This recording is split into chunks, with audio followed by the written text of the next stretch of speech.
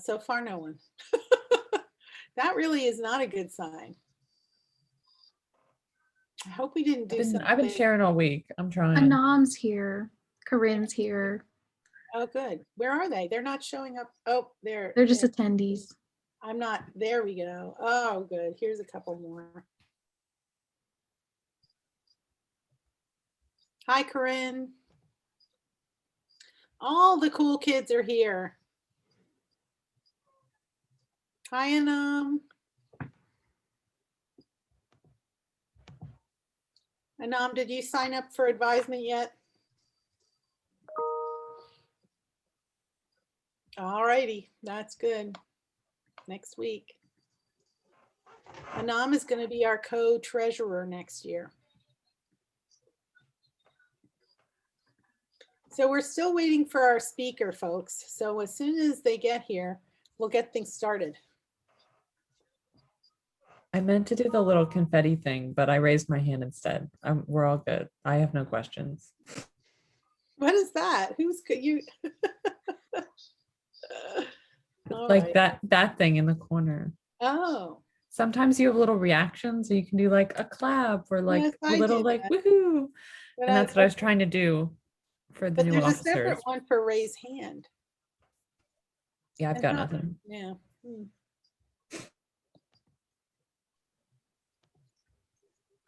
Well, should I check my email? I think they would not have emailed me though, right? I just checked my email and realized that she responded to me from her iPhone, which tells me she was probably in transit from work to home and probably rushing there. All right.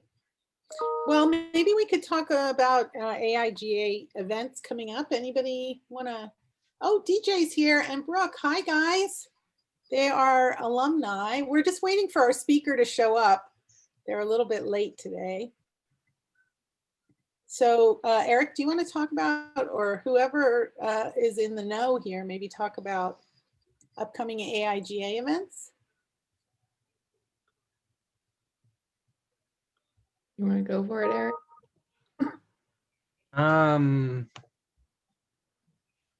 Sorry, it's been a hectic week. Like dates are all up here. Well, maybe just say events and then we'll fill in the dates. Right. See, we do have our agency crawl coming up. That's next Friday, the 16th. Yeah, next Friday. And so if you don't know what the agency crawl is, we're going there, you'll get a choice of 2 different agencies. We're going to visit Pentagram in New York and Fish-A-Whack in LA. And there are, oh, Carolyn, you look fabulous. It's nice to have you with us. Hi, Steph.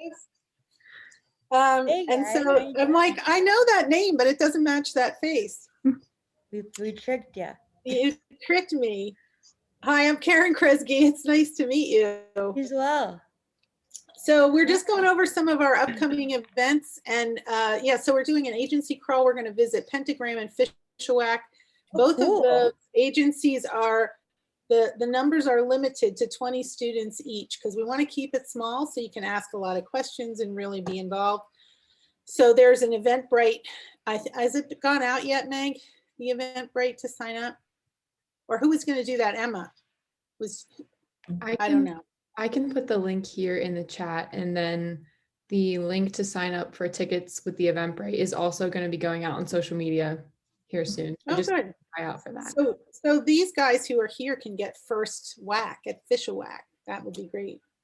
And then yeah, so you'll have to have a ticket to get into that event since it's closed. So you get that through Eventbrite. What else have we got, Eric? We also on Thursday the 22nd during the free hour, that'll be Earth Day. We're gonna have gentle yoga with Alexis Manduk. Yeah, I think that switched now to evening because she got a new job, which is wonderful. Okay, it's evening now, yeah. Yep, yeah. I think 6 p.m. Oh, 6. Okay, good. And then it's the end of the semester already. Holy cow, guys, Yeah, right? It's we'll have exciting. some fun finals support stuff that we've Yeah, been and working on behind the scenes. yeah, check your mailboxes because you should be getting something fun in the mail any day today from AIGA. Really fun, actually. We also have a whole new set of officers, which we're really excited about. We have our new president, who is Emma Smith, and our vice president, Corinne Dykemeister. I'm going to get you all of your jobs mixed up. Carolyn is going to be our social media representative. And who else is here? Where are you? Anam is going to be doing being co-treasurer with Isaiah Paulin. I think that's it. Sam Burns, I don't think Oh, yeah. she's here, but she's gonna be Not here. like my, I don't want to say helper, but she's also doing social media. Yeah, and Grace Porter's our secretary. So it's all really exciting. All right, so without further ado, I would like to introduce first Nancy Stamatopoulos, who is a professor in the CD department, and she's going to do us the honor of introducing our honored guest. So I'll turn it over to Nancy. Thank you. Thanks, Karen, and welcome everybody. Thank you for coming. I'm really excited about this presentation tonight. First and foremost, just the format of what's going on here. Steph has a really special presentation for us to see. And if you have questions, just throw it into the Q&A and we'll be monitoring those and we'll get to you and have you turn your mic on so you can ask directly. You can ask a question directly to Steph. So Steph Fontella, I saw this presentation before through SPD and I said right away, I got to bring her to Kutztown, man. She's awesome and so cool. So she is the former creative director of the Golden State Warriors. That is a national championship basketball team nicknamed the Dubs, shortened for W, I learned in the last presentation. And Steph has a great story about how she got to work for the Dubs and what she got herself into. It's unexpected and it's inspiring. Tonight, she presents to us her experience and creative process in branding this iconic sports team. So I want to hand it over to Steph. Welcome to Kutztown University. So excited to see you here from San Francisco. How cool is that? And really appreciate your meeting us tonight. Thank you, Steph. Of course, and thanks for having me. It's so funny because I just had we have my new job where I am right now. We have a new person on our team who's an extern. So it's like she did her McKinsey externship, and then I had my one-on-one with her today for her internship, and now she's doing her externship with the new place I'm at. And it was fun talking to her because she just has all this like energy and insight. And I was like, I miss being like that college excited. Sometimes I tap into it, but you guys are in like, I wish somebody told me when I was in college, like how much I should enjoy it and like how much I should take advantage of naps, but don't sleep all the time. But I am going to jump into the presentation, and it's kind of split up into 4 sections, a little bit of background about me. It's the way that I got to, built my career is a little unconventional. And then, yeah, we're going to talk about one of my favorite things in the world, which is basketball and the Golden State Warriors. And so I heard there might be a Warriors or a Steph Curry fan in the group. So excited to chat with this person later. But let me go ahead and share my screen. And everyone's cool. You can hear me. You can see we're good. All right. So when I originally was kind of asked to put a little bit of a case study, a presentation together about my time at the Warriors, I was with the team for 2 seasons. One of the things that was really unique about my experience was the evolution the team had been going through. There's a history of the team being really terrible for a long time. Then all of a sudden we were getting to the playoffs and the finals, winning championships, and also starting to build a new arena that the team was going to relocate back to San Francisco in in a year. So there was a lot going on, but you're going to get some cool little sneak peeks at things that I got to work on, experiences I had, and some cool stories that, you know, not the general public doesn't really know about. So here's the Dubs to the Future, how branding evolves through the years. And like I said, I'm going to share a little bit about my journey and who I am, what I do, and then get into that. Like, you know, I call it the rebranding, and there's a reason for that, and why it's in quotations. And then how the Dubs to the Future, like how this future state of an NBA team and branding an NBA team becomes something that you think about future state for. And then how branding never stops, which is a big part of, you know, my belief of what brand is it's a living and breathing and evolving thing. And so I think it's just kind of fun to see how even after I've left the organization, things are still kind of changing and happening. And so in the first quarter, there's a lot of basketball theme in here and a lot of Steph Curry reference, but I wore my Clay shirt today because I got to spread the love amongst the team. But yeah, like I started out at a school in Southern California called San Diego State. I changed my major every semester, didn't want to be a creative, didn't want to be a designer. My mom's a designer. She designed for like Pottery Barn, like textiles and stuff. So I fought it for a long time. But after, you know, changing my major every semester and not knowing what I wanted to do, I thought I wanted to be a writer. I enrolled at community college, was taking a journalism class, and one of the things that I had to take was this intro to design class. It was because as you're writing content and you're coming up with stories and you're putting stuff out there, you need to work with the art team, the creative team that's going to, you know, whether it's putting it into print, a magazine, a newspaper, but also digital. So I take this class and I was like, wait a second, I can actually like major in this and study this and find a job that's going to pay me to be in Photoshop or play around on social media all day. And they're like, yeah, that's like a real thing. And so I again changed my focus. And that's how I got into this world of creative and design. And so, you know, it took a little bit of a longer time to get the AA done, but I did. And during my time that I got my associate's degree, I was lucky enough to intern at Pottery Barn Kids Design, as well as a consulting agency called Bonfire Communications. Pottery Barn Kids was really cool. Got to learn about how product is made and how brand actually gets to an audience and branding actual physical product and retail.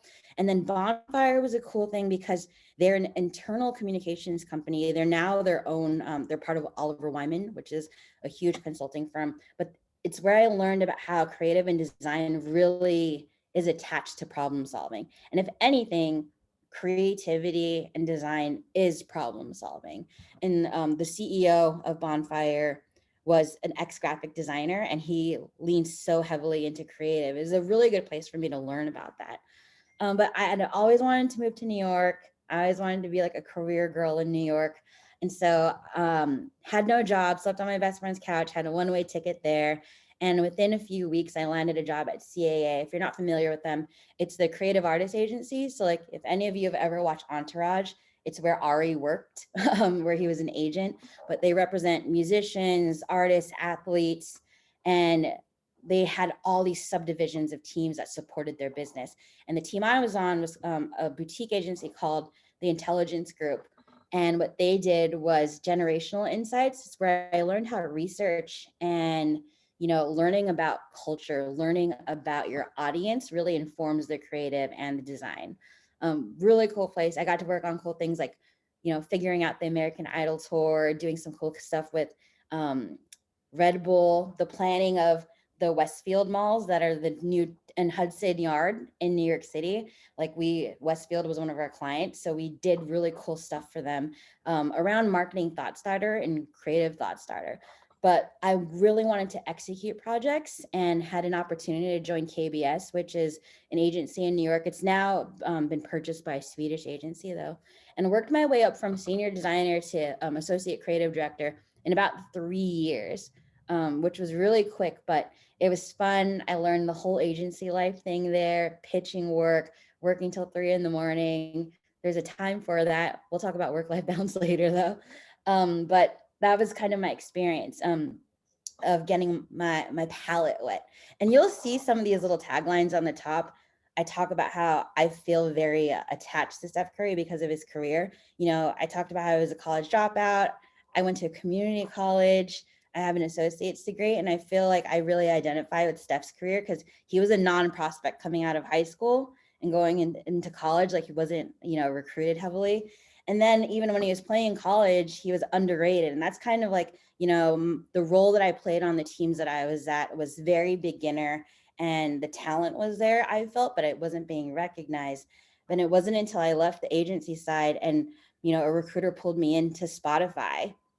And it felt like I got drafted, like I got into this big league. I somehow unlocked a way in as a college dropout and got to do really cool work there as a global creative lead on a strategic marketing team, getting to do branding and creative projects for telling the brand story, rebranding their business to business and partner solutions leg of the business, and getting to produce huge events like CES, Spotify Supper, Cannes Line Festival, like these huge, massive things. And obviously I loved being at Spotify. Who doesn't love music? But then I got the phone call from a recruiter at the Golden State Warriors that they were going to be hiring their first ever creative director. And growing up in San Francisco, born and raised, basketball was my first love. There was no question of what I was going to do when they offered me the role. And my whole Spotify team was very supportive. So I went over there, did 2 seasons. We're going to jump into all of that, but I'll just speed it up because I was most recently, before my current gig, at a place called Handshake, which some of you might be familiar with. It's kind of like LinkedIn for college students, and they're going through a rebrand and building their branding creative team. And so I was tapped to start leading them through their rebrand, and figuring out their positioning and their strategy as a creative within brand and marketing, and then also building out their entire team, which was really cool. But an opportunity with the Holding Co., which is an innovation lab that was started by ex-IDEO people, backed by Pivotal, which is Melinda Gates VC, and IDEO is still very involved, wanted to really get some specialization in brand and marketing and asked me if I'd join them as a partner, and that's where I am now. But I know we're here to talk about, Warriors time, so let's just jump on into it. So like, how did I get the job? People ask me this all the time. I really think it was my cover letter, which is kind of a dying thing, a dying artifact. But I think if you execute it well and you do it right, it could actually open the door for you. And I was told by the VP of people in HR at the Warriors that the second she saw my cover letter from the recruiter, she took it to the VP of marketing and was like, I think I found your creative director. So it worked. But it basically spells out my love for the team, my knowledge of the team, and my creative chops and things that I've done in my past that, led to me being the perfect fit. Like I straight up told them like I was born for this job. But yeah, I got the job and it was like, oh shoot, like how am I gonna pull this off? There's definitely a little bit of imposter syndrome, but quickly you find your bearings and you're able to kind of just pull it all off and do the thing that you love. And so before we get into the rebranding, I like to kind of center around this concept because a few people, like you might know this guy, his name is Chris Do. He's kind of famous in the design world. He's a buddy of mine. Me and him have conversations about, what brand is. And I think sometimes when you talk to people who aren't designers, they just assume that brand is a logo, it's a design, a visual system. It's what colors make up your brand guideline. It's what your aesthetic is, your photography style. And yes, those are definitely key factors in what brand is, but the outcome of brand is also what brand is. And it's like, what's that evoked feeling? What's the coveted memory that your brand can trigger? Like that interactive experience. How do you connect to loyalty with your audience, your consumer, whoever you're trying to target and really get to, the immediate reaction and that opinion that is sparked from the work that you create? That's still all very much a part of brand. And I think the connector between those two things are these 3 words that I have. And so one of the things that I learned in that intro to design class was about isomorphic correspondence, which is basically anytime you see something, what's that immediate feeling, reaction, the thing that comes to mind first? It's a huge part of brand. It's a powerful piece of branding. The second part is it's all relational. These visuals to these outcomes that we want need to be executed the right way. And that's where, really knowing who your audience is and really knowing what your brand is, there's a responsibility as creatives and designers to know how to piece those things together in the right way. At Spotify, we always talked about getting the right message to the right person in the right way through the right medium. And I think that's another thing that comes into creative and design that we don't always get to talk about or have a claim on, but I think creative should. And then lastly, strategic, like everything needs to be around strategy. And strategy really informs your creative, data informs your creative. So there's a lot of stuff that I believe designers are that we don't get credit for. And I think this kind of take on branding is what really builds us into that. And so what I inherited with this rebranding, this evolution of the Warriors brand was really controversial. The Warriors had been playing in Oakland for about 47 seasons. And there was a lot of turmoil amongst the fans, both local and global. Their fan reach is like 12 million that we know of. And it's everywhere from, West Oakland to the Philippines to, London. It's all over the world. And there were all these thought pieces written out there when I got to the job, like this headline of this article: Warriors aren't leaving Oakland, they're abandoning fans in the city. My job was to find a way to connect the entire Bay Area, secure our fan base, and find a way to put a positive spin on us moving to San Francisco without leaving hardcore loyal fans behind in that messaging and that evolution. And so what I did, and what I felt very responsible for as a Warriors fan, was coming up with their first ever 360-degree campaign. They'd never done anything as a group collaboratively. They all kind of put their own stuff out, whether you're a sales team, a marketing team, a social team, a video team. And I got us all on the same page with the strategy that I created. And what I realized was, we were working with an agency. They pitched a concept. It was a concept that could live for probably 2 weeks. But these regular season campaigns live for like 82 games, a full season. And if you get into the playoffs, you're talking like almost 10 months. And there wasn't enough legs, there wasn't enough room, there wasn't enough variety to speak to all these controversial messages and answers we needed to give our fan base and still follow through on this long timeline. And so what I did was I broke it down into these 3 tracks, these 3 themes. And the first one was the dubs. And it was the way to recognize the team. They're the thing that bring us all together as a group of people, as fans. And it was also a good way to bring in history. The team had been in Oakland for 47 seasons, but even before that, the team started in Philadelphia. So bringing the history of the organization together was really helpful to educate new fans, what we call bandwagon fans, but also to give OG fans the opportunity to be like, I knew that, or like, I knew this stat, I remember this game, I was there. And speaking of the fans, we knew we needed to focus on the fans themselves, who we call the nation, because we call them Dub Nation. And this was our way for us to really like pay homage to our fan base and bring that messaging in and let the team and the organization start that conversation of, we're not leaving you, we're with you. It's the Bay's team. And that kind of brings me to track 3, which was about community, the Bay. The whole thing about the Golden State Warriors being Golden State Warriors, not Oakland Warriors, not San Francisco Warriors, was that Franklin Muley, who bought the team while they were in San Francisco and brought them to Oakland, wanted them to be a team for all of California, because at the time there weren't that many teams in the state. And so bringing that sense of community and trying to celebrate coming together instead of separation was a big part of that. But how do you bring that together with creative?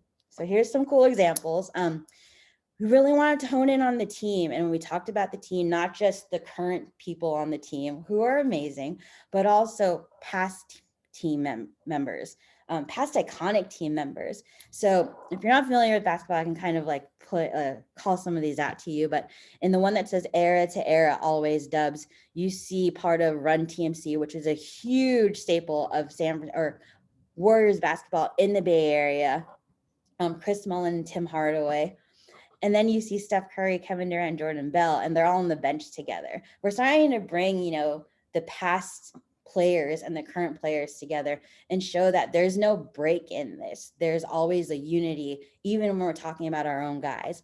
And we have some cool ones with Baron Davis, who's, popular for this massive dunk over Kirilenko when we got to the playoffs. and beat the #1 seed. We have Rick Barry, who was an MVP in the 70s, a lot of Chris Mullen in here. And another cool thing we did was these visual posters you see in the top right corner. My team had so much talent when it came to illustration and creating our own content. And so I really wanted to give them opportunities to spotlight that. Even the t-shirt I'm wearing was just a doodle and that we were doing on social, and we pushed it to retail. And so, just identifying ways that we can use natural talents to bring these stories to life was a big deal. And one of the other cool things that we did was during the season, we did the 5 decades of dubs. And so we had 1 decade game every month. So a 70s game, 80s game, 90s game. And I have the Baron Davis bobblehead box. It's everything from what's playing on the screens in the arena, branding these boxes, writing the copy for it, coming up with the look and feel. And we did about, I think, 10 of these a year that we'd have to come up with. But it was really cool and really fun. But that was our focus on the dubs. And then we have the nation, who are the fans. We did this cool series called Fans of Dub Nation, where the original idea was to get Kevin Durant, because he loves photography, to photograph a lot of our fans. And then we would do these long piece, kind of like a Humans of New York kind of content pieces that we would use to spotlight our fans. He wasn't able to do it. He didn't agree to it, but we spun it and got up and coming photographers in the Bay Area to come and do these fan portraits of fans and really tell their stories. Another thing that we did, if you see in the bottom right corner, we did a whole video series called Grub Like a Dub.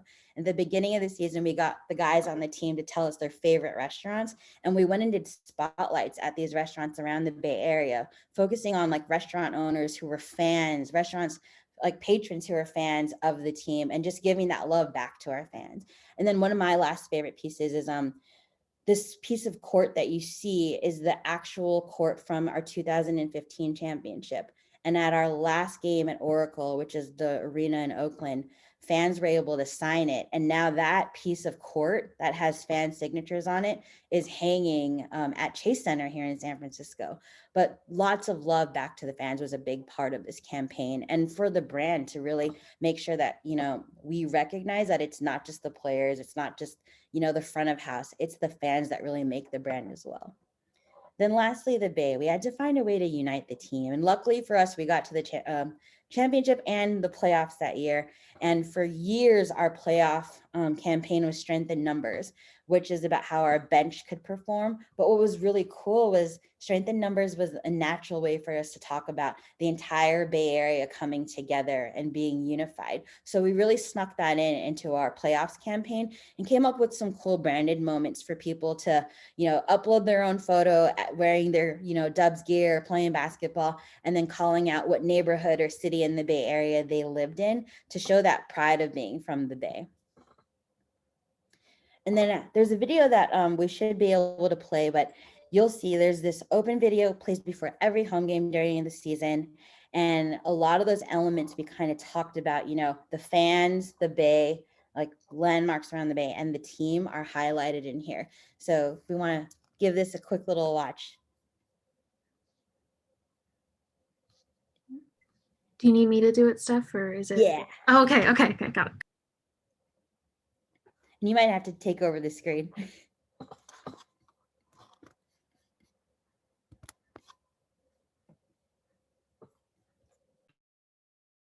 Okay, you can see it, right?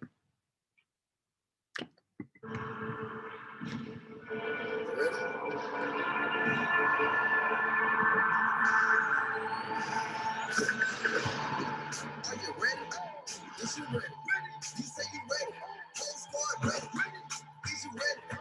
Are you ready? Is you ready? Whole squad ready? I'll just call out some things in the video you're seeing. And you'll see those light poles that are in there. Basically what we did was the Bay Bridge here in San Francisco has a light show that plays on it. And what we did was we took that lighting element and we put it behind the players and with the fans. And then we did CGI to put it into landmarks around the Bay Area to show all the different parts of the Bay Area, to bring it all together of this unity of our 3 tracks of strategy. And what was cool is we pieced it together in a way where we could throughout the season, because the same video plays like 41 home games, so it could get a little boring. And so what we did was we shot multiple landmark locations with CGI added to it, multiple fan spots, and all this footage of the guys on the team, so we could interchange them with, you know, highlight footage, so that it was fresh every year. And I think one of the cool pieces of feedback we got was from one of the guys on the basketball operations team named Nick Urin. He's actually an ex assistant coach for the team, and now he works under Bob Myers specifically. So he's basically a recruiter and trying to, you know, trade or pick up players for the team. And he found me after he saw the video and told me this was the best open video the team had ever had. And, you know, talk about imposter syndrome a lot, and having this job and being tasked with what I was tasked with was really wild. And getting to hear from someone who's seen millions of open videos that the one that our team produced was the best one he'd ever seen was definitely, you know, a feather in my cap, and gave me the confidence to keep doing what we were doing for the team. Yeah. I think we were accidentally lost. I think we were right around here. It's okay. We can go into the rest of it, and I can share the link to the video with everyone if you want to watch it in full. The audio will be better that way. Yeah. Cool. But yeah, so there's that. Another thing that we need to do is season look and feel. When I got to the organization, they'd never had a set of brand guidelines before.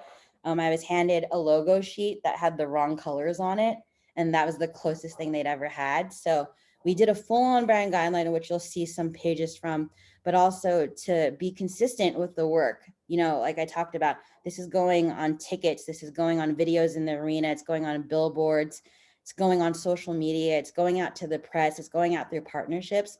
We needed to have a solid look and feel that was going to keep its integrity and look like the brand we were trying to put equity into. And here's some samplings of what we did for that last season at Oracle.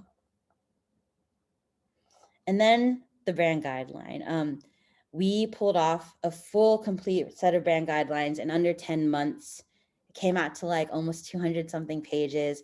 It was complete with, you know, a whole content pillar system, a tone of voice, which is, you know, for copy, and a partnership guideline. And that was really to protect the brand that we were trying to build in every aspect of creative that could come about. And I think that's one of the cool things, like, you know, when you're studying design, you're kind of just thinking about the visuals. And through my experience, I've gotten to do the copy, the strategy, the content, and it all really is a part of an extension of the brand, which has been really fun for me to explore throughout my career. And so dubs to the future. You know, we do this last season at Oracle. We pull off Celebrate 47, which was the last home game. We have like grown men crying. They're watching us retire the banner of Oakland. We get to the championships and we lose. And now we have to focus on opening Chase Center in San Francisco. So it was never a break because the team was always so successful, unlike currently. But going into that first season in San Francisco, we immediately had to get our look and feel ready for the splash that we were trying to make in the city and in the entire Bay Area. There was a lot riding on this. The first NBA publicly or privately owned arena funded in like no outside funding except for our partners from the government or anything, which was really cool. And so, yeah, a lot of eyes on us, a lot of anticipation, very controversial. And you can see how we took key pieces of our brand, you know, obviously our color palette and our systems, our fonts, but we tweaked them and played with them to bring a little bit of a more refreshed look to us. We kept a little bit of texture, but we wanted to start to play with that sense of the future of basketball, the future of the Warriors. And so you can see some of that feeling here. Another thing that I pointed out in the presentation that Nancy heard, you know, we looked at a lot of magazines. We looked at a lot of, you know, different layouts, vintage things, new things, international. We got a lot of resources from Japan and Sweden. And we landed on this design system that was really pulled from magazine covers that we saw repeated like on Kinfolk and Brooklyn Mag, some cool ones that we saw from Japan and Sweden with, you know, a little bit of a minimalist feeling to it. So you can see how it's still the Golden State Warriors brand, but we can serve it up in different flavors every season to avoid what I call scroll fatigue. Like if you're in social and everything looks exactly the same, no one's going to pay any attention to what you have going on. But if you find the fine line of balance between the two, where you can have all these different look and feels that feel like the same brand, but are enough, differences to really bring your eye in and engage with the content, it really works out. And that's what the team did really well. I was really happy with the look and feel we landed on. But then we also had to open Chase Center once we finished look and feel. And it was wild because it's every video screen, and there's over 600 screens in that building that we have to create and design for, not including our massive video board. I think I have a photo. Yeah. So if you see in the top right corner, there's photos of our new video board. We went from having the smallest video board in the league when we were in Oakland to the largest one. And this thing is massive. You could probably fit like a few, like maybe 30 apartments in there. It's like its own little floating city. It's really wild. But we also had to design for the courts. All of the banners had to get resized to fit within there. All of the LED screens, and we do more than one court. We do 3 different courts so that they can match some of the jerseys. The practice facility, we had a brand new practice facility we had to brand and create for. It's important because the media is in there taking footage of the team, game days, pre-game days. You see it all over social. So making sure the brand was present there. And then the other part was like this art collection. Every arena, stadium, baseball field you go to, there's art all throughout there. It's the way that you brand the ethos and the culture of your team. And so I got to work with this company. It's an agency called Sports in the Arts. They only do sports arenas and Olympics. But this is a mural we did with Precita Eyes, which is a very popular, well-known mural team here in San Francisco. They've been here for decades. And they did this really cool fresco mosaic mural that really represented the Bay Area. And I got to creative direct the content that they put into the mural, but also just picking out art, curating the art, giving concept to the artists of what they should paint, what they should create for us. So here's just some quick looks within the new arena. And some of these places like only VIP can get to, like this art is only where the VIP and suites are. So if you didn't have that ticket, you would never see this art. So it's just all these things we had to think of. And on this slide, I love that it kind of brings that 3-track strategy we had for the last season and how it still spills over into what our brand is. We have the history of the team. We have past and present players. We have the fans, a whole oil painting of a picture of all our fans cheering during playoffs in the 2017 playoffs from Oakland. And then lastly, my last big thing that I did, and Carolyn, I think you have the video for this with Eric Pascal, but we talk about as a team, as a franchise, one of our majority owners is Joe Lacob. He's a big VC guy, and he really had a vision for the Warriors becoming this future basketball team that, yes, was basketball, but had this eye for business. We had players on the team that have their own startups, have their own VCs, and he really wanted the culture of the franchise to get into that space as well. And so one idea I had pitched was the ultimate brand experience for fans called Hooptopia, kind of like a Candytopia, the Color Factory kind of a vibe. And we actually started a new business, a joint venture with Candytopia called Sportstopia. And the first extension of that relationship was Hooptopia Golden State Warriors.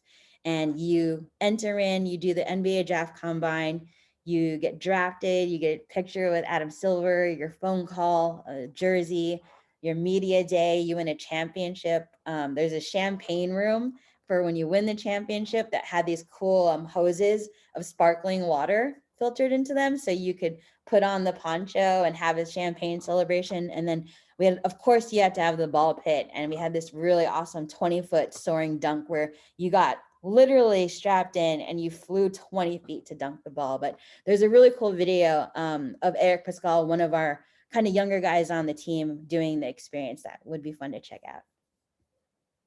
You want me to play it, or do you want me to I could just put it in the chat too if you want. I could do that at the Yeah, I end. think we can play a little bit of it. I can Okay. stop there.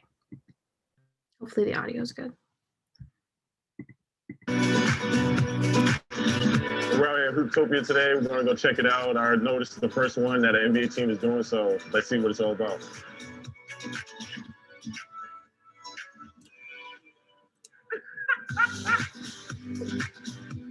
this is real fun. I feel like people are gonna just love it. It's the whole experience of the combine, win the championship, the fake champagne. It's real fun, and I really recommend everybody come to it.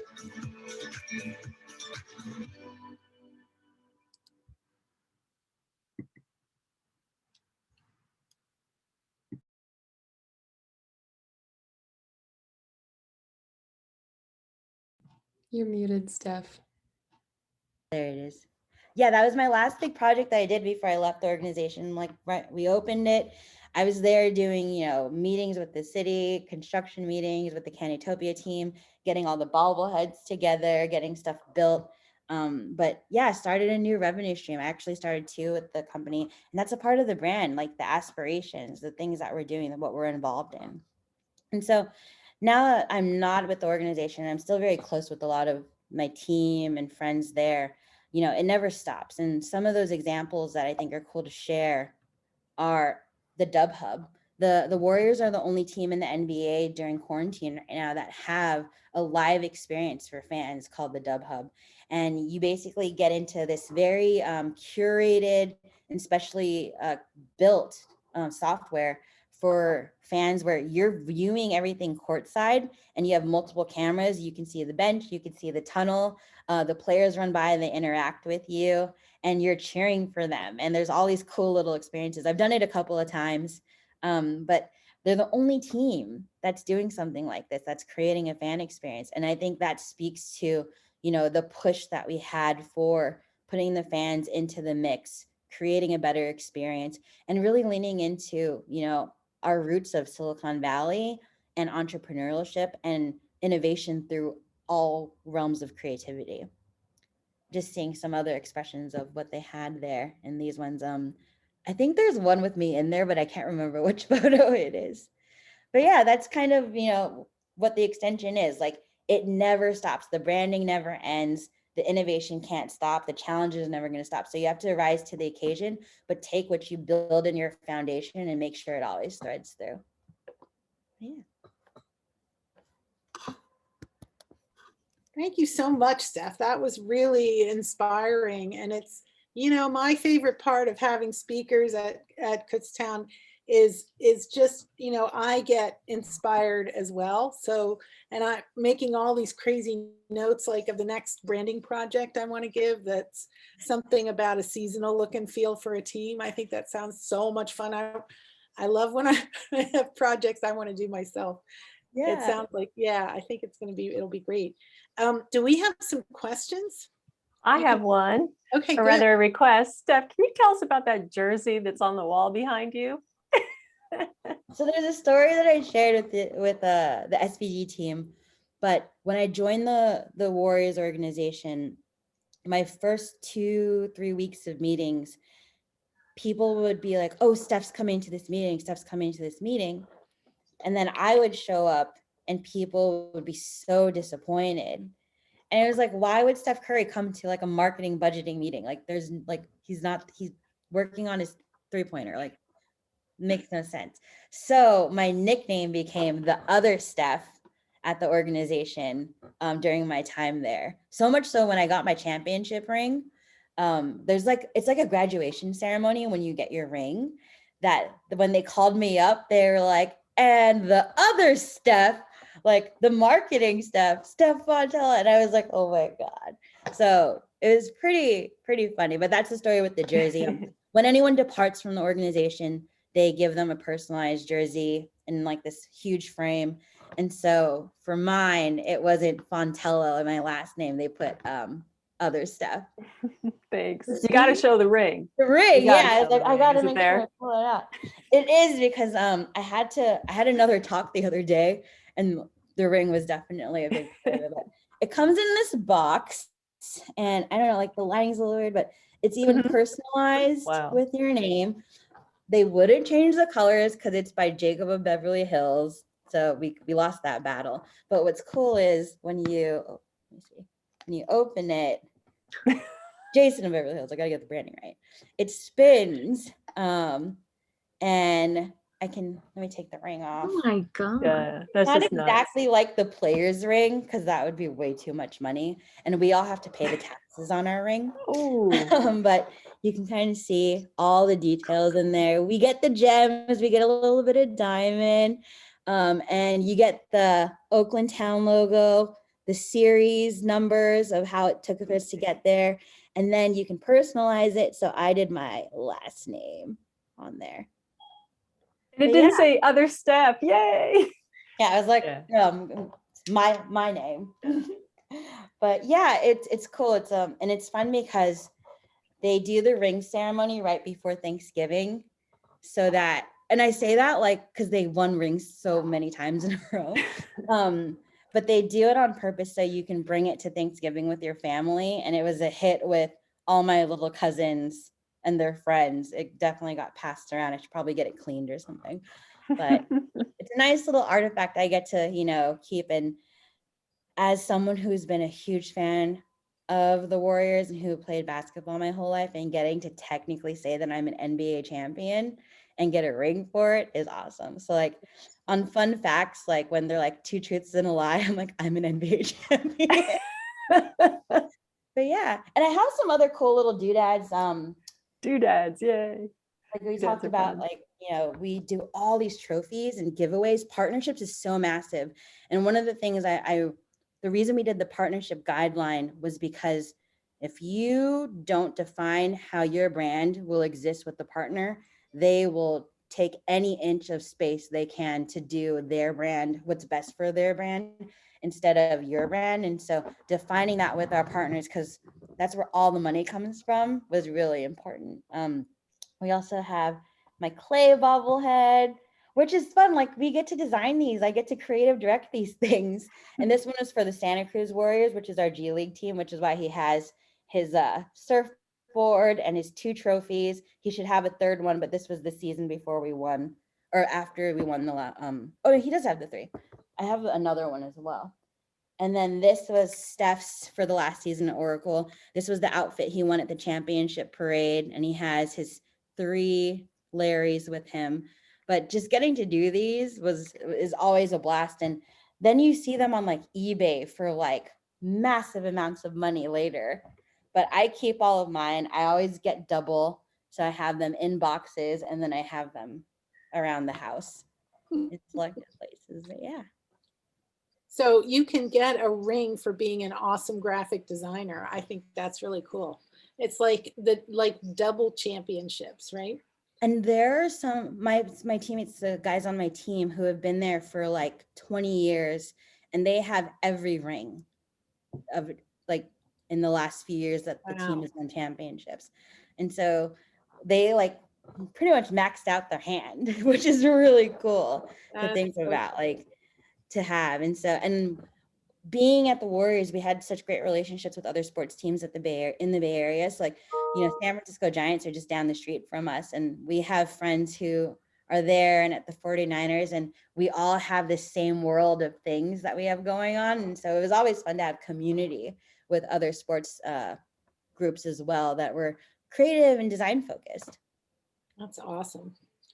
We do have a couple of questions. Brooke, Yeah. you want to, if you want to unmute, you can ask your question yourself, please. Sure. So when you guys were crafting this fan experience, did you actually go out and talk to fans and ask them like, hey, what would this look like for you? Or what would you want from our team or from the Warriors themselves? Like what was your process for kind of figuring that out? For Hooptopia? Yes. So Hooptopia was something that I had thought of before I even got to the organization. And I had everything written out, entrance room to ending room. And I'd pitched the idea to several partners, but it was going to be too expensive. And the day before our holiday party, I got an email from our Chief Revenue Officer, Brandon Schneider. And he was like, Steph, Rick wants to know, Rick Welch, who is the president and CEO of the Warriors, who today just announced he's retiring after this season, which is huge. But he asked that I be in this meeting with Candytopia. It was an exploration meeting. And so when I walked into the meeting, I already knew what I wanted to pitch them. And their chief creative officer and myself just ripped off of each other and had a deal within 2 hours that we were going to pull this off. And I embedded with their team, and we came up with every room selection, everything we wanted. And everything we did was like, it felt like someone literally took something out of my brain and just brought it to life, because it was perfect.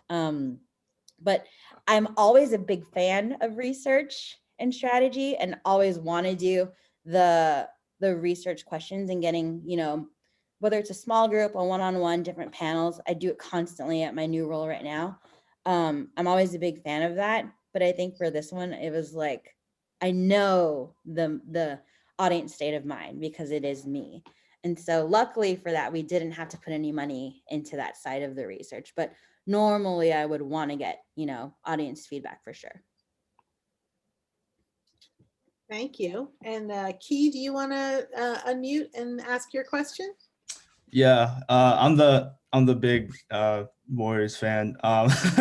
Did you have any like design input with the like statement and city edition jerseys when you like did the whole like branding package? We didn't, which would disgust me and killed me. Because, okay, I don't know how you feel about this, Key. Am I saying your name right? Yeah, yeah. I think the Bay jerseys are so ugly. Oh, really? I mean, like the ones with like the fall, it looks like train Oh, tracks yeah. and a rock. Yeah, they wore them last night. And so I'll still wear it though. Like I have it, I have the t-shirt. When I started, Nike just sent those designs over, and we were like, who did these? Like, it's like, because some of the teams get to have a relationship with Nike. Miami, Portland, obviously Portland, but they never included us in our jerseys until the Oakland jerseys this year. Yeah, those are amazing. And that was our request. I have one issue with them. I don't know if I should say it though. Does everyone know what the Oakland jersey looks like? I mean, I do, but I feel like I should show it and see if anyone else knows why there's an issue with it. Because my old team, we talked about it and they're like, yeah, nobody called that out. And now it's everywhere. So like, we just don't talk about it anymore. I think it's great. We're going to have a critique tonight. Thanks, Steph. It's really funny. It's more so like the logo on its own when it's on a background by itself, especially when it takes over the huge screen outside of Chase Center, and they do an outline around it. It reminds me of like something, I don't know why, but like Bugs Bunny. Oh, I see it. I see it, Steph. Like imagine if it's just the Oakland logo and they do a navy outline around just the letters, and that's massive on a screen outside of your arena, like the size of a building. And it kind of looks like something that I'm not going to say.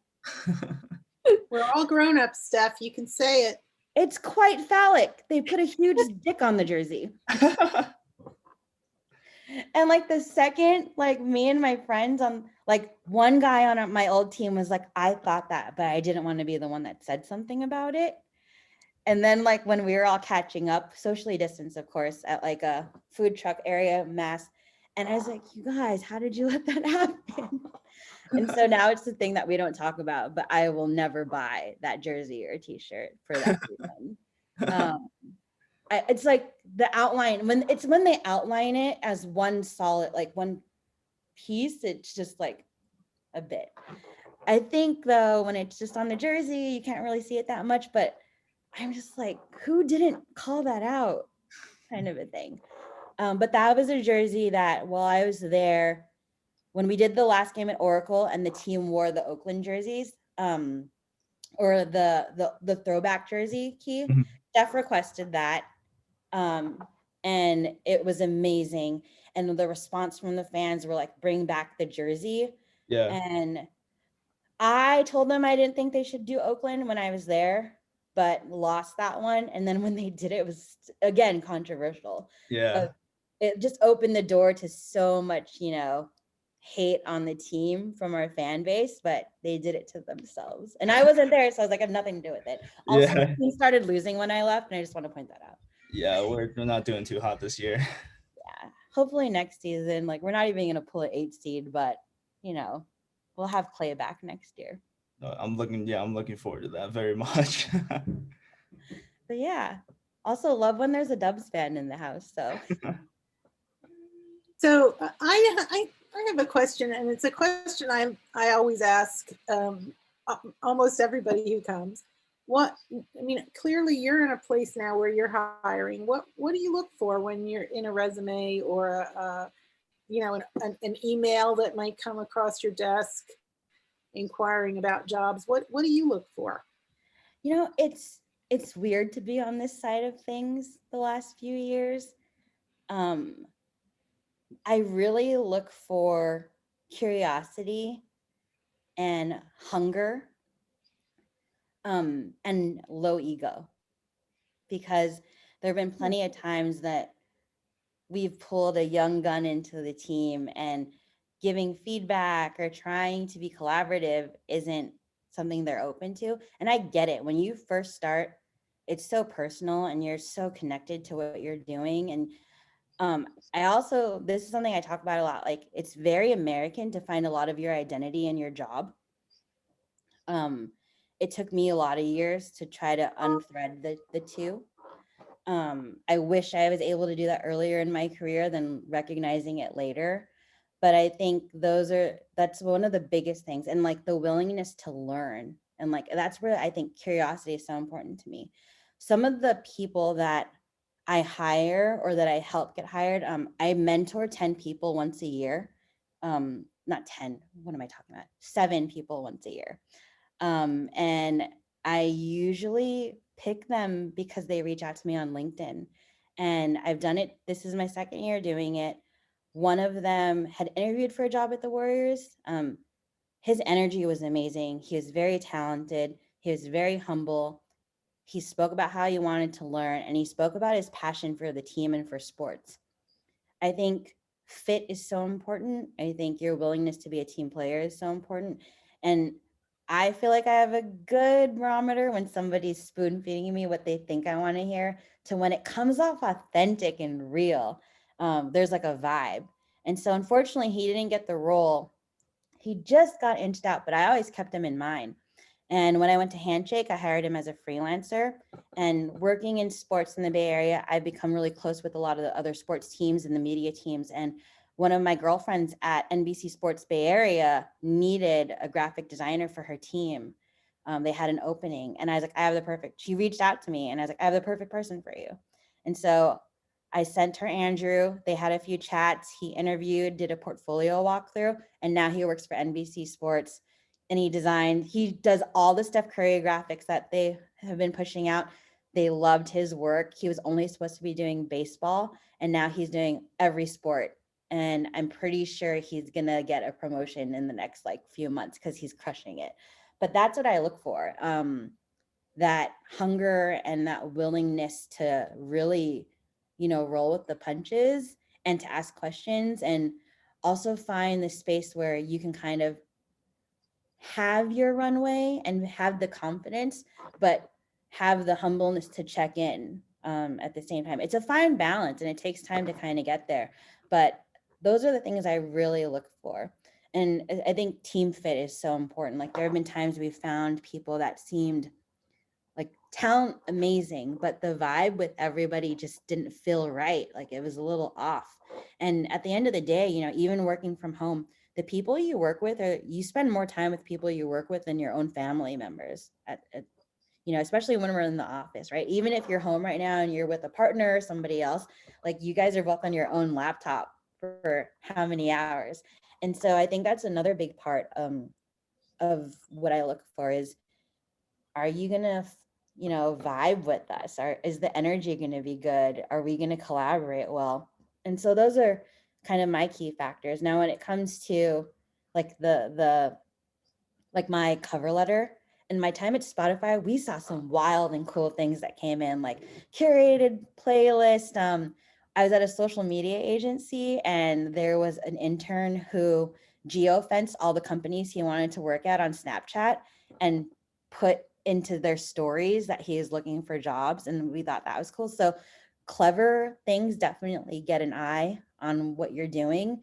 And the ability to back up your claims is going to get you the seat at the desk. So Steph, what does that mentorship look like? That's really interesting. I just started it 2 years ago. And what I do is I set up a Calendly, and the mentees are responsible for setting up one-on-one time with me every month. Most of them are in a place where they're either starting their career or they're ready to make a jump in their career. And I kind of coach them through that. And it's not just all creative. I have salespeople, I have designers, I have writers in my group. And it's really just that one-on-one once a month. The first project I give them when we start, I'm starting my next one next month, is an exercise of the top 3 brands you'd love to work for, examples of 3 roles, like job listings that you're interested in, and the things that you want to pick my brain about that you think you can get from me. And most of the time it's connections or people who've reached out to me through LinkedIn. And then from there, I kind of just build what we're going to talk about in our one-on-ones every month. And then we have one all together as a group discussion for them to kind of network with each other, have open-ended questions and discussions. And it's cool because like Andrew is in the program this year, and him and one of the other sales reps from the Warriors are in the group, and they've been able to connect with each other because they have a startup idea. And I have Brandon, who works at a VC, in my group, and now they're talking with Brandon about their startup idea that they want to do on the side. And so that's kind of what it looks like. It's one for them to get coaching, because as a college dropout, I really think the only way I got to have the career I have is because people invested in me, and those were mentors. Whether it was like my creative director at my agency, he invested in me, and he's like my brother. I still talk to him probably like at least every 2-3 weeks, or we text. And I just feel like it's my responsibility to do the same for other people. And then the other part of it is, I think there were a lot of times in my career where I didn't know what my value was, or I questioned it, or I didn't ask for what I should get. And I recognize in people when they aren't being valued properly, and I want to get them to the next place where they will. So that's kind of what I build these relationships off of, and why they're important for me to do and participate in. What a gift. That's amazing. I have a quick question. Oh, good. I'm sorry. Nope. I have a quick question. And you're talking about all of the jobs you kind of oversee. Like, how many hats do you wear, like right now? And how do you like keep it all organized? Like, I'm always interested in how people plan things out. So like, you have a planner, Google Calendar, like everything. I have And you're multiple right. Google calendars. Okay. I have a giant dry erase board in my living room. It is 5 feet by 4 feet. But yeah, everything is planned. It's the only way I can really live my life. And this new job I'm at, you think the Warriors job was wild. I'm at this innovation lab that serves our clients are everything from startups to government agencies to nonprofits to other design houses to problem solvers, all within the care industry. We're trying to redefine the care economy. And the way we work with them are in 2 to 3 week sprints. And I'm literally building a brand and a brand system and a brand ethos and a go-to-market strategy in 2 weeks sometimes. And so this is like do any of you watch Top Chef? Yes. Like, this is like the Top Chef all stars, like the way that we work. I'm like, what is going on? And like, I use a lot of food show analogies also, like Great British Baking Show, when they have they get some of the ingredients and they get some of the instructions. That's what me and my coworkers at this new job, we talk about all the time, is we're handed really complex care problems for creative and design and branding. And our threshold is to pull these things off in like 2 to 3 week sprints. Like, what's a new onboarding for a product look like? And then I have to figure out the brand extension and the marketing story. And we're doing it in parallel with each other. And we have 2.5 weeks to do it, kind of a thing. Crazy. So the calendar becomes my best friend. Phone alarms is a huge one. Like, I have a phone alarm for when I brush my teeth, when I wash my face at night, when I walk my dog, when I take my medication. Like, it's the only way I can make sure I'm on top of things. And if I don't know if you guys have a link to my website, but I joke and say that I'm a right brain creative and a left brain strategist. And it definitely applies to my life, how like organized and type A I can be. I also have like major ADHD, and it's the only way I can do anything. So I think that's the key to it though, is routine, organization, and sticking to it, which is the hard part when you want to. I'd rather watch like Grey's Anatomy all day or go to a basketball game. But yeah, the calendar is my best friend, and alarm systems. I'm waiting for someone to come out with a cool app that can AI everything in my life. So I just follow, like I wake up and I get a routine, and I know people are working on it, but that's the way I have to do it. Like, it's just selective discipline is what I really think it comes down to. That's crazy. I feel bad now because I was like emailing you and I was like, she's probably busy, but I didn't realize like how busy you were. Oh, and I'm like the worst at pushing send on emails. I'll like write an email and be like, cool, I'm done.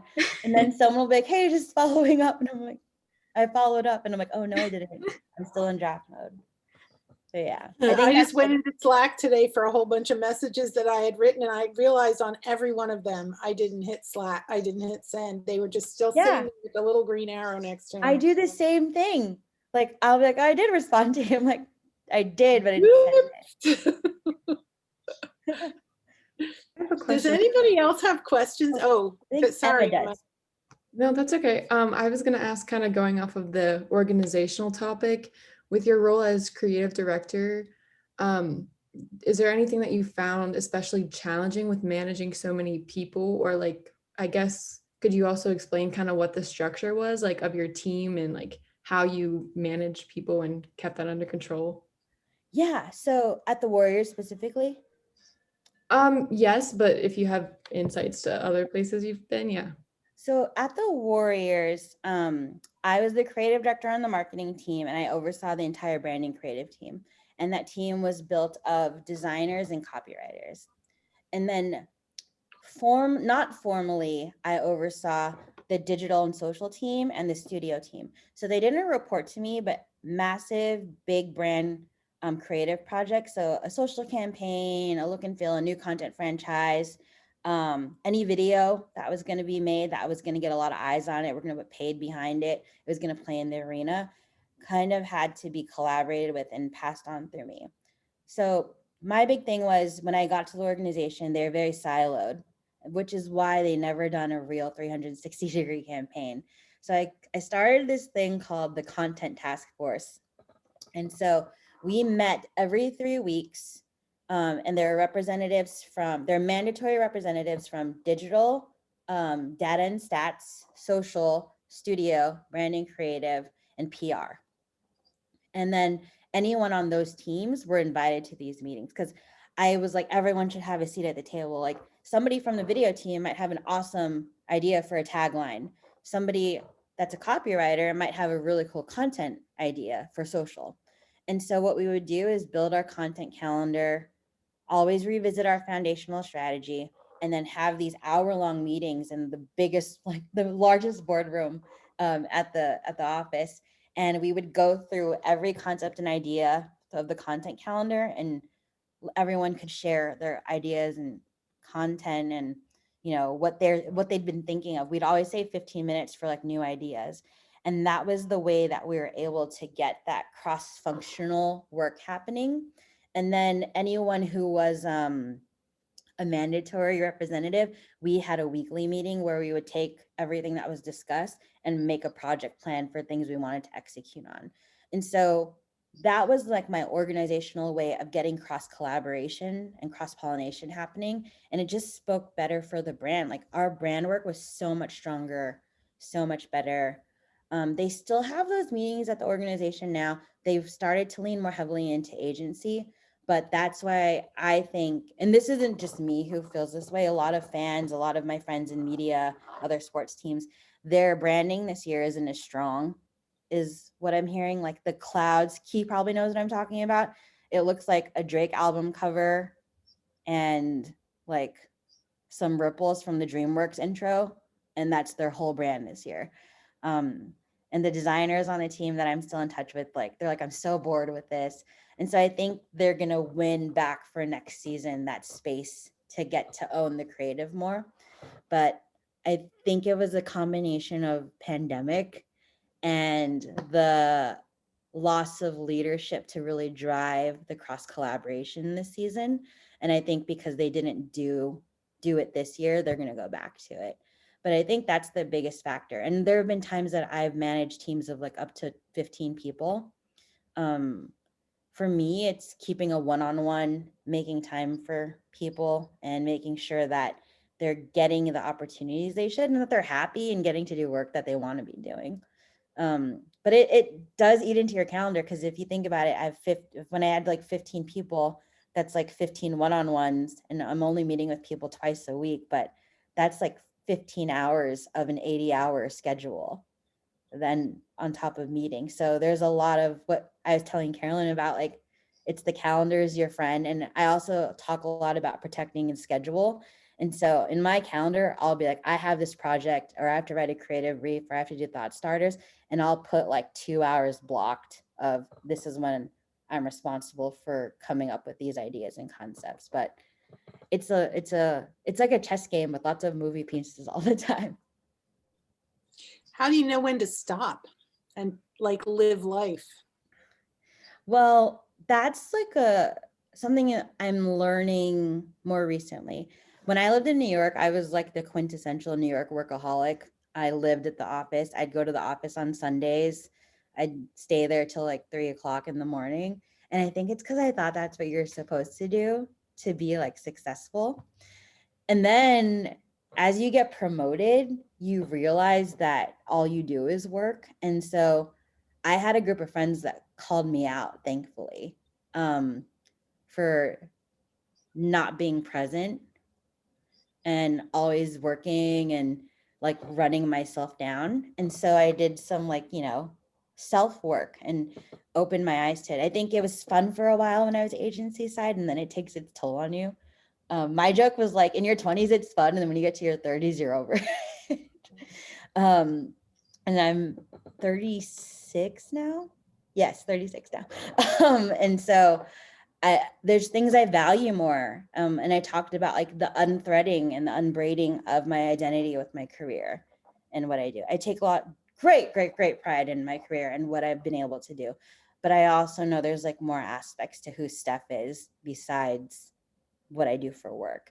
And I think that recognition is something that really helps for me to know when it's time to close the laptop, kind of a thing. And 2 years ago, I got a dog, and that really helped me to know, like, it's like, all right, cool. Like, it's time to go take him outside. It's time to go for a walk. I need to feed him now, kind of a thing. And so having someone else to take care of, even though it's like a fur baby, has really helped bring balance to my life.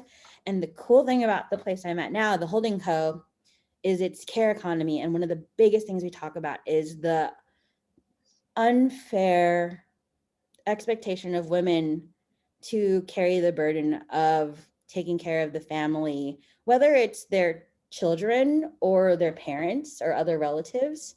And because I'm at this innovation lab that believes so deeply in changing that, they really put it on us to take care of ourselves. And they put their money where their mouth is. On Fridays, our office closes at 1:30 unless there's something business critical. And that's not like summer Fridays, that's every Friday. So tomorrow I'll be done at 1:30 with work. So I think it's also finding places that fit the speed you want to operate at, and subscribe to like working smarter and not always having to work harder or around the clock. And I think you'll know, like, when burnout's coming. We all know. It's just, are you listening to yourself with it? Yeah. I think, I mean, we just asked in our internship chat, what are you really worried about? And a lot of, because they're all seniors getting ready to graduate. And I think in this pandemic, a lot of students are afraid that they are not going to get a job and that they're going to just take the first job that comes along that may not offer that kind of wonderful, balance opportunity.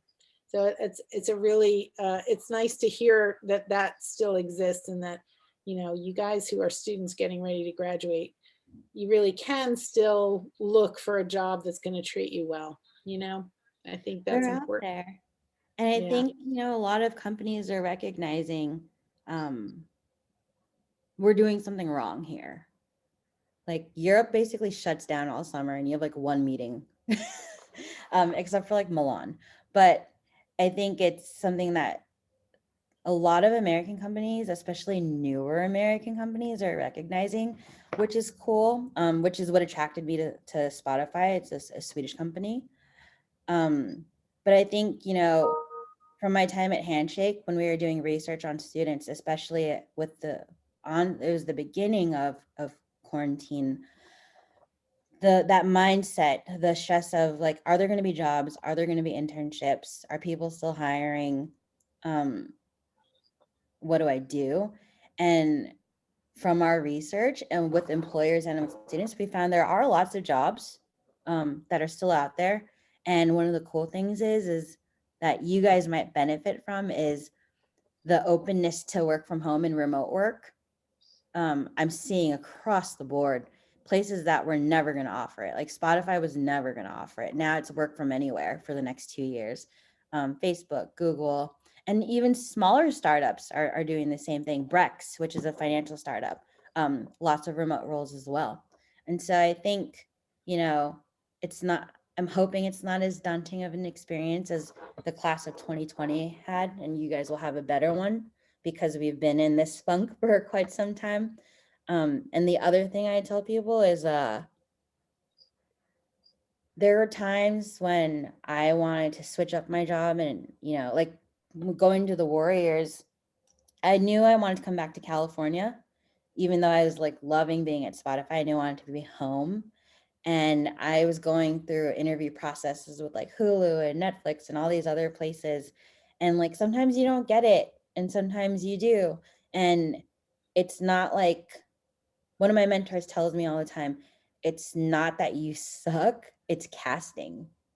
And you might be like perfect for the role, but they might already be overly strong on strategy.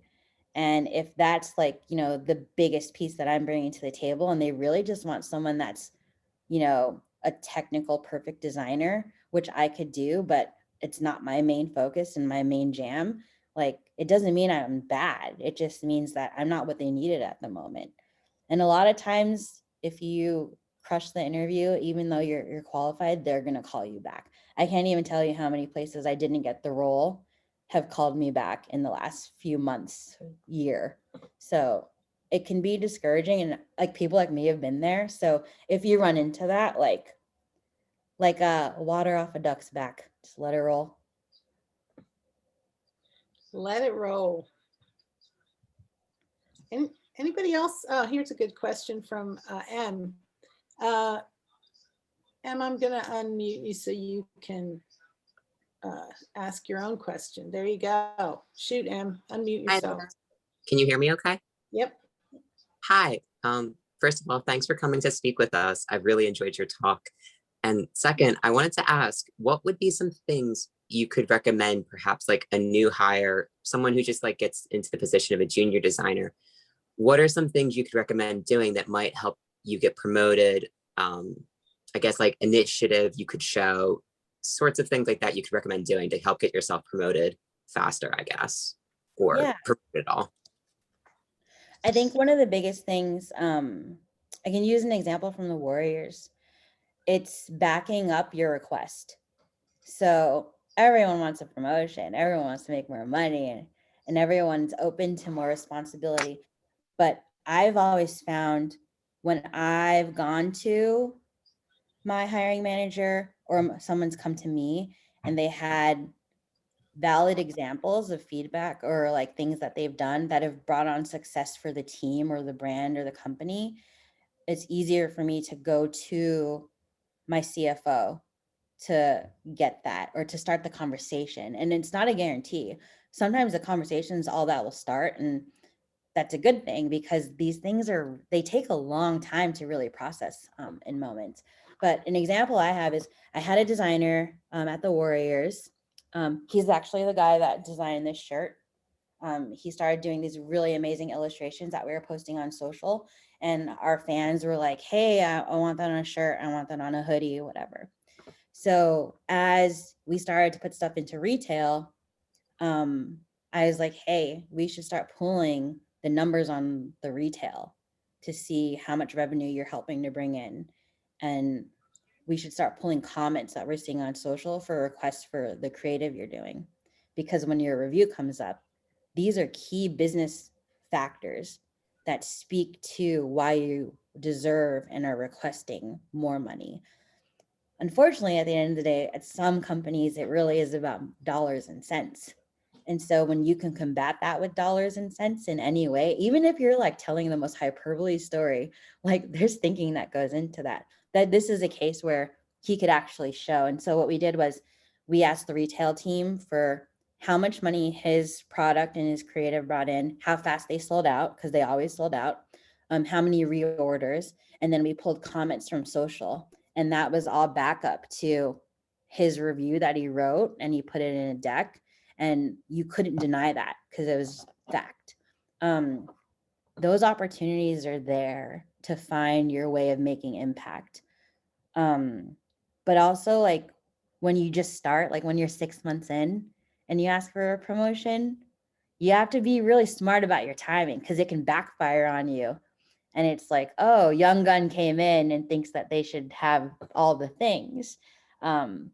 And that's where when I'm mentoring the groups that I have the last couple of years, I'll plan with them how to have that conversation, how to back up what they're asking for, and the timing. And it's also always good when you're getting into a role to find out and ask while you're interviewing, like, what does the next 3 to 5 years could look like for me?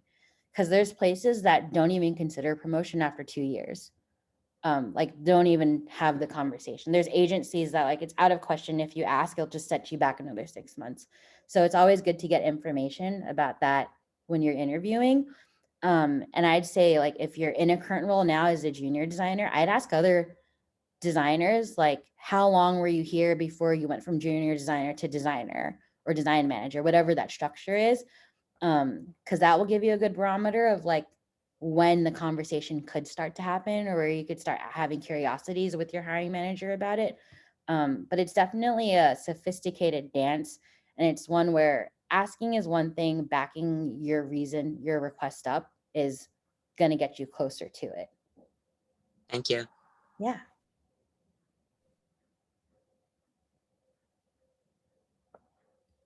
Kresge, you're muted. I had a mute because my husband started clanging around dishes in the kitchen. I just wanted to say it's the last call for questions. Or do we have any more before we say thank you and good night?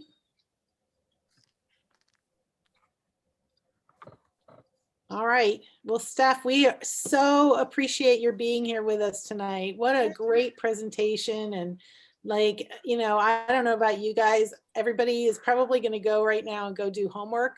But I hope your creativity was fed tonight, and you go away feeling full and satisfied, and go make beautiful things. Steph, we really appreciate it. I feel like you're one of us now, and we're so grateful to have you on our team.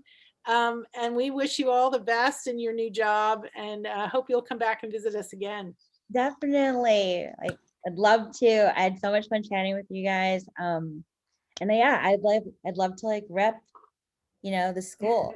So awesome. You guys have like Awesome. t-shirts or something, I'll put it in the mix. But this has been really fun, and like thanks everyone for your questions. And I think you guys are in almost finals week of this semester soon. At some point, you're getting close. Yeah, we got about 3 weeks left, I think, All 3.5 weeks. Yeah. Cool.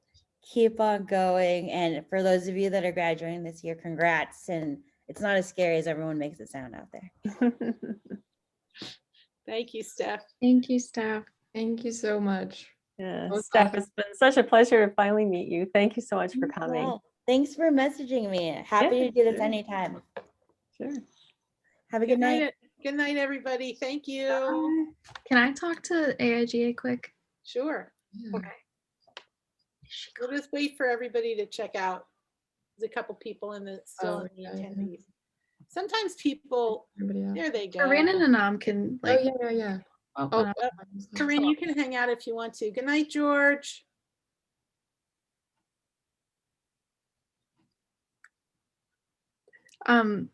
Can we send her something?